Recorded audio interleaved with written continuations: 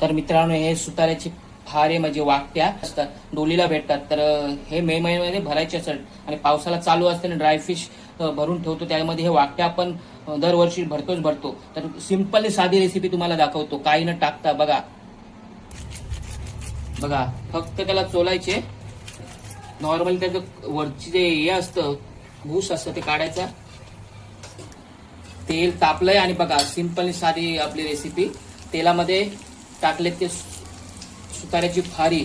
बघा, कायच नाही टाकलंय, मीठ मसाला कायच नाही, ते वरून टाकणार. बघूया काय ते. बघा, कमी वेळामध्ये एकदम सिंपल साधी रेसिपी आपली. सुक्या वाकट्या, डोलीच्या सुक्या वाकट्या.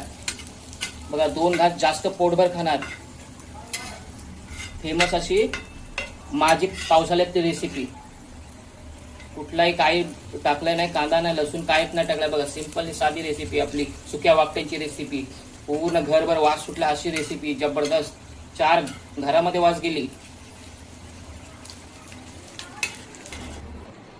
तर ही बघा आपली ही मस्त डाल भात, भेंडीची भाजी आणि सोबतच आपली वाकटी, बारीक सुताराची वाकटी फ्राय. बघा कसली, बघा मस्तपैकी जबरदस्त आपली रेसिपी झालेली आहे.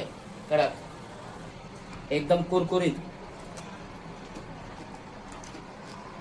एक नंबर.